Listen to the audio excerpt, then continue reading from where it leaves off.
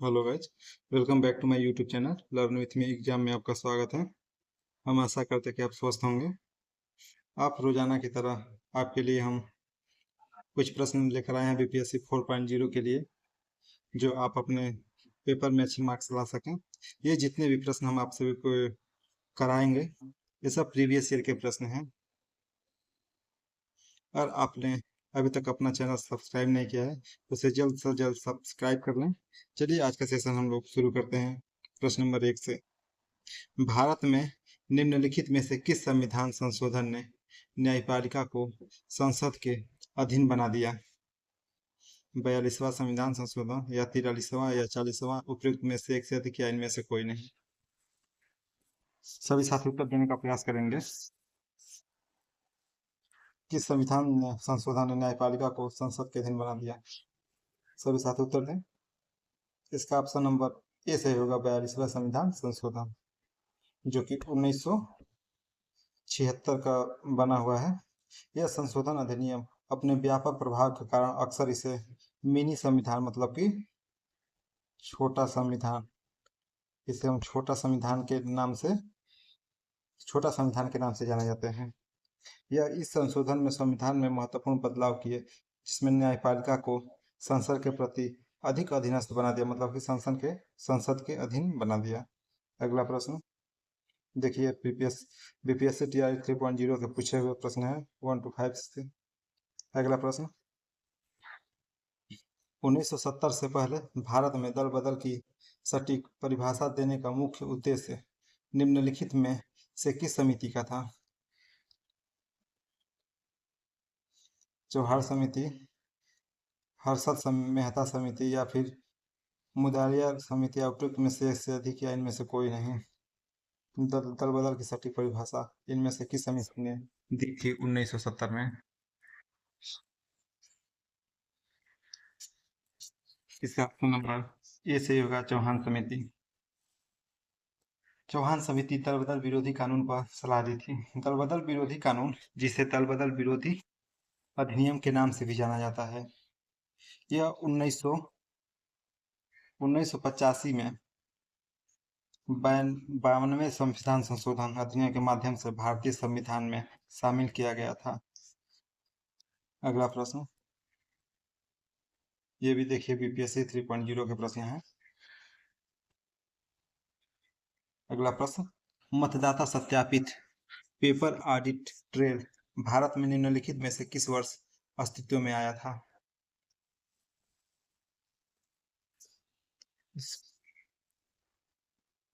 इसका option number A सही होगा, 2013 में। आइए हम भारत में मतदाता सत्यापित पेपर ऑडिट ट्रेल भारत में आया था 2013 में। अगला प्रश्न, दूरदर्शन का ध्येय वाक्य है बहुजन हिताय बहुजन सुखाय सत्यम शिवम सुंदरम सत्यमेव जयते, उपयुक्त में से एक से अधिक या इनमें से कोई नहीं। दूरदर्शन का ध्येय वाक्य है, आप लोग ने जितने भी दूरदर्शन चैनल पहले देखते थे, इस टाइम पता नहीं आ रहा है कि नहीं आ रहा है, लेकिन पहले दूरदर्शन आता था तो उसके नीचे ऐसे ही कुछ बनाया रहता था, यहीं पे लिखा रहता था सत्यम शिवम सुंदरम। सत्यम शिवम सुंदरम के नाम से दूरदर्शन का ध्येय वाक्य है। अगला प्रश्न, भारत में दबाव समूह निम्नलिखित में से किससे पीड़ित है? भारत में दबाव समूह निम्नलिखित में से किससे पीड़ित है? पहला, संस्कृतिवाद या विचारधारा में प्रतिबद्धता की कमी में, या देश की राजनीति में स्वयं भूमिका से कमी में, या उपयुक्त में से एक से अधिक या इनमें से कोई नहीं। भारत में दबाव समूह निम्नलिखित में से किससे पीड़ित है? इसका ऑप्शन नंबर सभी साथी देने का प्रयास करेंगे। इसका ऑप्शन नंबर डी सही होगा, उपयुक्त में से एक से अधिक।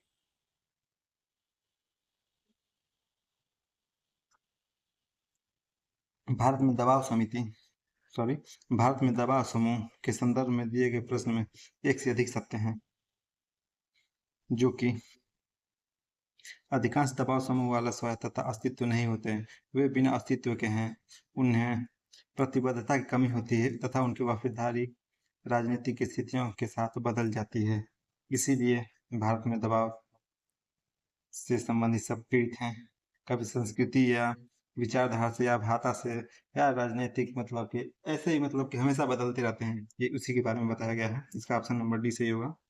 अगला प्रश्न, भारत में मुख्य रूप से राष्ट्रवाद पर आधारित राष्ट्र निर्माण की राजनीतिक प्रवृत्ति का नेतृत्व किस राजनीतिक दल ने किया? भारतीय राष्ट्रीय कांग्रेस, भारतीय जनता पार्टी या समाजवादी पार्टी, उपयुक्त में से एक से अधिक। राष्ट्रवाद पर आधारित राष्ट्र निर्माण राजनीतिक प्रवृत्ति का नेतृत्व किस राजनीतिक दल ने किया था? इसका ऑप्शन नंबर बी से होगा, भारतीय जनता पार्टी, जिसे हम लोग आज के समय बीजेपी के नाम से जानते हैं। यह पार्टी नीतियां अक्सर संस्कृति, राष्ट्रवाद, आर्थिक विकास और राष्ट्रीय सुरक्षा पर केंद्रित होती है। बीजेपी का विचारधारा हिंदुत्व के सिद्धांतों से गहराई से प्रभावित है। आप देख ही रहे हैं। अगला प्रश्न क्या आप सभी को बताना है? इसका ऑप्शन नंबर बी से होगा प्रश्न के हिसाब से। चलिए अगला प्रश्न,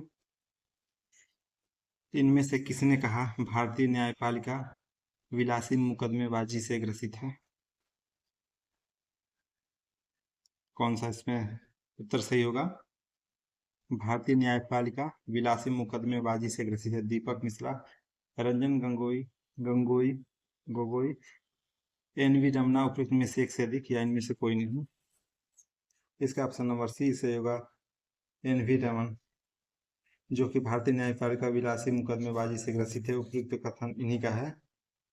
ये भारत के 48वें मुख्य न्यायाधीश थे। अगला प्रश्न, ये प्रश्न बीपीएससी स्कूल टीचर में पूछा हुआ प्रश्न है। अगला प्रश्न, निम्नलिखित में से कौन सा बुनियादी मूल्य सभी नेताओं द्वारा भारत के संविधान पर विचार विमर्श हेतु संविधान निर्मात्री सभा के मिलने से बहुत पहले ही स्वीकार कर लिया गया था? इसका कौन सा ऑप्शन सही होगा?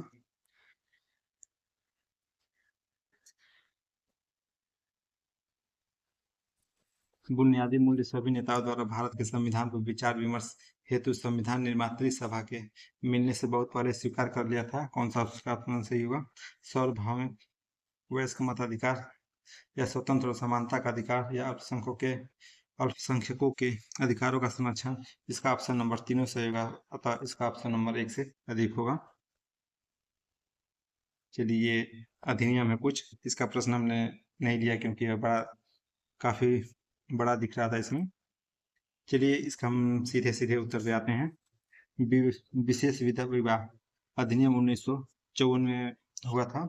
दहेज निषेध अधिनियम 1961 में पारित हुआ, या समान पारिश्रमिक अधिनियम यह 1976 में हुआ था, तथा नारी अशिष्ट प्रतिनिधित्व अधिनियम 1986 में हुआ था। ये सभी जितने भी असम ये उन्हीं से संबंधित है, जो सुमेलित वाला था ये प्रश्न। चलिए अगला प्रश्न, सामाजिक तथा शैक्षिक रूप से पिछड़े वर्गों के आरक्षण हेतु भारत सरकार के 13 अगस्त 1990 के आदेश की वैधता निम्नलिखित में से किस वर्ष निर्गत हुई थी? 1991, 1992, 1993 में। इसका कौन सा ऑप्शन सही होगा? इसका ऑप्शन नंबर बी से होगा 1992 में। यह 13 अगस्त 1990 के आदेश की वैधता 1992 है, जो कि जन शिकायत एवं पेंशन मंत्रालय ने भारत सरकार के सरकारी पदों और सेवाओं में सामाजिक एवं शैक्षणिक रूप से पिछड़े वर्गों के 27% आरक्षण देने के मंडल आयोग की सिफारिश को लागू करने का प्रावधान हेतु कार्यालय आदेश जारी किया था। यह आदेश इंदिरा गांधी सहानी बनाम भारत सरकार मामले की चुनौती दी गई, अतः भारत के सर्वोच्च न्यायालय के 11 वरिष्ठ न्यायाधीशों ने 1992 में भारत सरकार के उक्त आदेश को वैधता प्रदान कर दी, मतलब कि पारित कर दिए। अगला प्रश्न, भारत के किस संस्था का आदर्श वाक्य है धर्मो रक्षिता कानून तभी रक्षा करता है जब हम उसकी रक्षा करते हैं, मतलब कि रक्षा की जाती है। सही बात है। इसका कौन सा ऑप्शन सही होगा? अनुसंधान और विश्लेषण विंग, भारतीय सेना, भारत का सर्वोच्च न्यायालय, उपयुक्त में से एक से अधिक या इनमें से कोई नहीं। भारत के किस संस्था का आदर्श वाक्य है धर्मो रक्षिता रक्षिता? धर्मो रक्षति रक्षिता। इसका ये सही होगा, अनुसंधान और विश्लेषण विंग। इसी इसी को हम लोग RAW के नाम से जानते हैं, रिसर्च एंड एनालिसिस विंग। अगला प्रश्न, निम्नलिखित में से किसने सामुदायिक कार्यक्रम को मूक क्रांति कहा था? सामुदायिक कार्यक्रम को मूक क्रांति कहा था, राजेंद्र प्रसाद या जवाहरलाल नेहरू? 80 होगा भीमराव अंबेडकर, और डी होगा उपयुक्त में से एक से अधिक और इनमें से कोई नहीं। मूक क्रांति किसने कहा था? इसका ऑप्शन नंबर बी सही होगा, जवाहरलाल नेहरू ने सामुदायिक कार्यक्रम को मूक क्रांति कहा था, जिसे हम लोग मौन क्रांति के भी नाम से जानते हैं। मौन मौन क्रांति के नाम से हम लोग जानते हैं। अगला प्रश्न, स्वच्छ भारत मिशन कब शुरू हुआ? 2 अगस्त 2015 को, 2 सितंबर 2016 को, 2 अक्टूबर 2014 को, या उपयुक्त में से एक से अधिक या इनमें से कोई नहीं। स्वच्छ भारत मिशन कब शुरू किया गया था? इसका ऑप्शन नंबर सी सही होगा, 2 अक्टूबर 2014 को भारत के प्रधानमंत्री नरेंद्र मोदी ने की थी इसकी शुरुआत। इस मिशन में लक्ष्य थे भारत को खुले में शौच से मुक्त बनाना, हर घर में शौचालय बनाना, गांव में पानी की पाइपलाइन बिछाना और लोगों के व्यवहार और नजरिए में बदलाव लाना। इसीलिए स्वच्छ भारत मिशन की शुरुआत की गई थी 2 अक्टूबर 2014 को। अगला प्रश्न, CAA के अंतर्गत CAA के अंतर्गत नागरिकता प्रक्रिया के लिए आवेदन और निष्पादन किसके द्वारा किया जाएगा?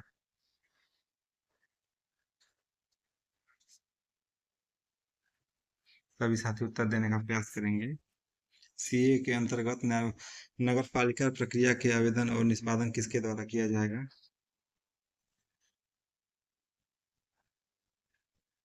इसका ऑप्शन नंबर डी सही होगा, एक से अधिक। जनगणना विभाग द्वारा भी, डाक विभाग द्वारा भी, या केंद्रीय सुरक्षा बल द्वारा भी ये सब किया जाएगा, उपयुक्त में से एक से अधिक।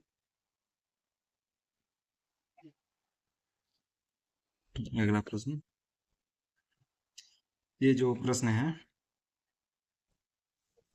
ये गृह मंत्रालय ने सीए के तहत के तहत नागरिकता आवेदनों को संसाधित करने का काम किया। केंद्र सरकार ने, डाक विभाग ने, जनगणना विभाग ने अधिकारियों को सौंपा, और पृष्ठभूमि सुरक्षा मतलब कि आईबी, जिसे हम लोग पृष्ठभूमि और सुरक्षा जांच खुफिया ब्यूरो, मतलब कि आईबी का नाम सेंट्रल सिक्योरिटी ब्यूरो होता है, आईबी केंद्रीय सुरक्षा आईबी द्वारा किया गया था। आवेदनों पर अंतिम निर्णय प्रत्येक राज्य के निदेशक के नेतृत्व वाली अधिकार प्राप्त समितियों द्वारा किया जाता है। इन समितियों में खुफिया ब्यूरो, पोस्ट मास्टर जनरल, राज्य राज्य की राष्ट्रीय सूचना विज्ञान केंद्र सहित विभिन्न विभागों द्वारा इसमें सभी लोग शामिल होते हैं। अगला प्रश्न, इसलिए इसका ऑप्शन नंबर डी सही होगा।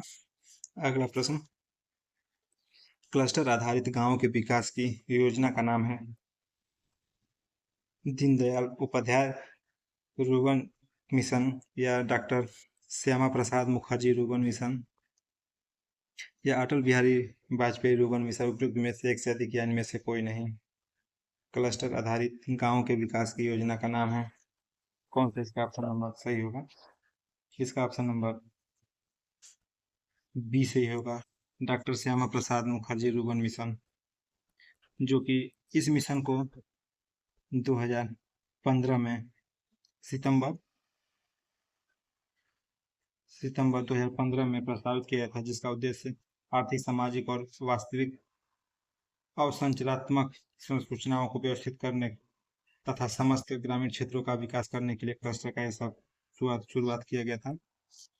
अगला प्रश्न, भारत में व्यापक आर्थिक उदारीकरण किस वर्ष शुरू की गई थी? 1991 के बाद, 1991 के बाद, या फिर 2001 के बाद, या फिर 1981 के बाद? उपयुक्त में से एक से दिया, इनमें से कोई नहीं। व्यापक आर्थिक उदारीकरण किस वर्ष शुरू हुआ था? इसका ऑप्शन नंबर ए सही होगा, 1991 के बाद। इस अवधि में भारत की आर्थिक नीति में एक महत्वपूर्ण। अगला प्रश्न, कौन सा राज्य सर्वाधिक बाजरा उत्पादित करता है? हरियाणा, राजस्थान, या फिर पंजाब, या फिर गुजरात? कौन सा ऑप्शन इसमें सही होगा? सर्वाधिक बाजरा उत्पादित करता है, इसका ऑप्शन नंबर बी से होगा, राजस्थान, जो कि देश के कुल बाजरा का प्रतिशत 28.6% उत्पादित करता है। भारत का राजस्थान सर्वाधिक बाजरा उत्पादित करता है। अगला प्रश्न, भारत का कौन सा राज्य मोटा अनाज का सबसे बड़ा उत्पादक है? राजस्थान, महाराष्ट्र, तमिलनाडु? उपयुक्त में से एक से अधिक, या इनमें से कोई नहीं? मोटा अनाज सबसे बड़ा उत्पादक है राजस्थान, इसका ऑप्शन नंबर ए सही होगा। आर्थिक समीक्षा 2022-2023 के अनुसार कुल मोटा अनाज उत्पादन में अग्रणी क्रमशः कर्नाटक का कितना था? 14.34%। राजस्थान का सबसे ज्यादा 2022-23 में कर्नाटक का था, लेकिन इसमें कर्नाटक ऑप्शन दिया नहीं है, राजस्थान दिया, इसकी वजह से 13.89% राजस्थान का है, इसका ऑप्शन नंबर ए सही होगा। अगला प्रश्न, मध्य प्रदेश के क्षेत्रफल का लगभग कितना प्रतिशत खेती योग्य है? 2024 में पूछा टीआरई 3.0 में मध्य प्रदेश का क्षेत्रफल लगभग कितना प्रतिशत खेती के लिए योग्य है? इसका ऑप्शन नंबर सी से होगा, 50%। क्षेत्रफल की दृष्टि से मध्य प्रदेश देश का दूसरा सबसे बड़ा राज्य है। अगला प्रश्न, अन्नपूर्णा योजना राशन कार्ड किसके लिए है? अन्नपूर्णा योजना राशन कार्ड किसके लिए है? वृद्ध व गरीब लोगों जो 65 वर्ष से अधिक के हो, या फिर गरीबी रेखा के ऊपर वाले परिवार, या फिर गरीबी रेखा के नीचे वाले परिवार? उपयुक्त में से एक से अधिक, या इनमें से कोई नहीं? इसका ऑप्शन नंबर ये सही होगा, वृद्ध व गरीब लोग जो 65 वर्ष से अधिक के हो गए हों। अगला प्रश्न, सर्व शिक्षा अभियान किसने प्रारंभ किया? इंदिरा गांधी, नरसिंह राव, अटल बिहारी वाजपेयी? उपयुक्त में से एक से अधिक, या इनमें से कोई नहीं? सर्व शिक्षा अभियान किसने प्रारंभ किया? सभी साथी उत्तर देने का जल्द से जल्द प्रयास करेंगे।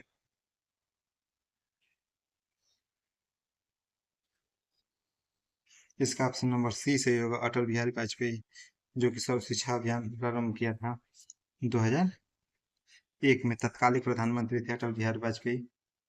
इस अभियान का उद्देश्य था 6 से 14 वर्ष के बच्चों को निःशुल्क शिक्षा प्रदान करना, जो कि आज की डेट में आप सभी लोग देख रहे हैं। स्कूल सभी नेता मिलकर बंद करना चाहते हैं और लगे हुए हैं कि जल्द से जल्द स्कूल बंद हो जाए, लेकिन सर्व शिक्षा अभियान अटल बिहारी वाजपेयी ने ही शुरू किया था। अगला प्रश्न, एंगस मेडिसन की पुस्तक the world economic historical statistics के अनुसार प्राचीन काल में भारत का विश्व जीडीपी पीपीपी में कितने प्रतिशत का अंशदान था? 32%, 20%, या 12%? उपयुक्त में से एक से अधिक, या इनमें से कोई नहीं? कौन सा इसका ऑप्शन नंबर सही होगा? इसका ऑप्शन नंबर ए सही होगा, 32%, जो कि यह ब्रिटिश अर्थशास्त्री थे तथा जो आर्थिक वृद्धि और विकास के माप एवं विश्लेषण के विशेषज्ञ भी थे। चलिए अगला प्रश्न,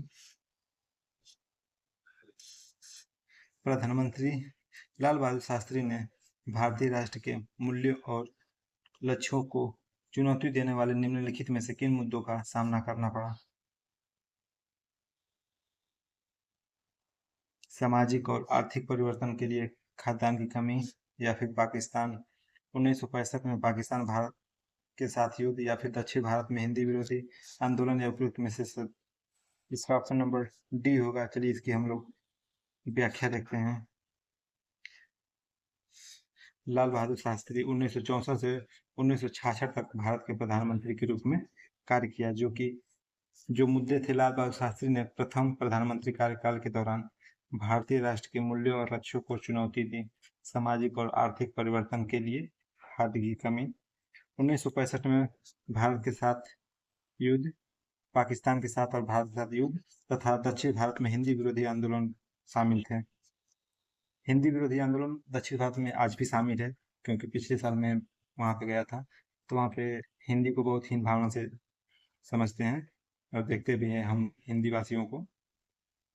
लाल बहादुर शास्त्री सोचिए उस समय भी कितना विरोधी था, इस समय भी कितना डेवलप होने के बाद भी विरोधी है सब।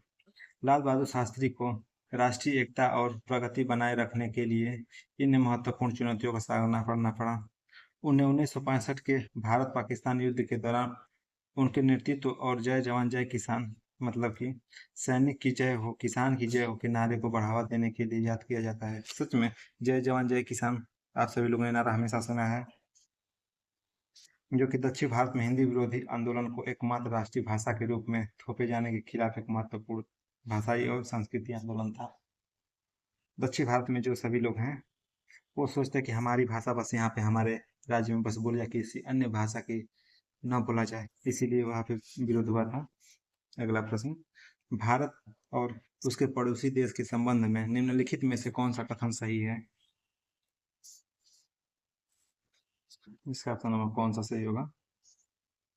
पहला, भारत की विदेश नीति और शांति अहिंसा पर आधारित है। पंचशील सिद्धांत भारत की शांति के प्रति दृढ़ संकल्प का परिणाम है। या फिर भारत के गुट निरपेक्ष आंदोलन के संस्थापकों में से एक है, या फिर उपयुक्त में से एक से अधिक। चलिए इसकी हम लोग व्याख्या देखते हैं। सभी साथी इसका व्याख्या वीडियो रुकर जरूर पढ़ लें।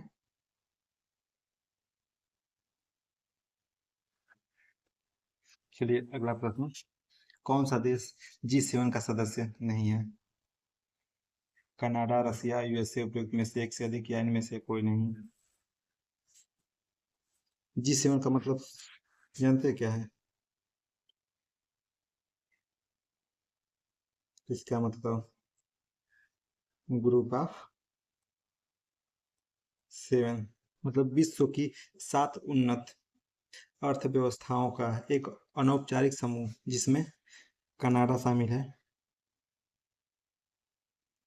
फ्रांस शामिल है, कनाडा, फ्रांस, सॉरी, ये सब शामिल हैं। Canada, France, Germany, Italy, Japan. Japan कितना? 1 2 3 4, जो कि 1975 में विश्व के 6 धनी राष्ट्रों की सरकार को मिलकर बनी थी। इसमें से पूछा है कौन सा G7 में शामिल नहीं है? इसका ऑप्शन नंबर बी सही होगा। ग्रुप ऑफ 7 में शामिल नहीं है रसिया। आज का प्रश्न सभी साथी यहीं पे समाप्त होता है। आई होप आपको वीडियो पसंद आया होगा। अगर आपको इस वीडियो में कुछ कमी दिखती है तो आप हमें ज़रूर बताएं, ताकि हम बेहतर से बेहतर आपको पढ़ा सकें। अगर आपने अपने चैनल को सब्सक्राइब नहीं किया है लर्न विथ मी एग्जाम को, आप ज़रूर सब्सक्राइब कर लें, ताकि वीडियो हम सबसे पहले आपको पहुंचे और हम आपके लिए अच्छे से अच्छे बुक्स से पढ़ाई किया जा सके, हम आपके लिए पढ़ा सकें। तब तक के लिए बन रहे, धन्यवाद।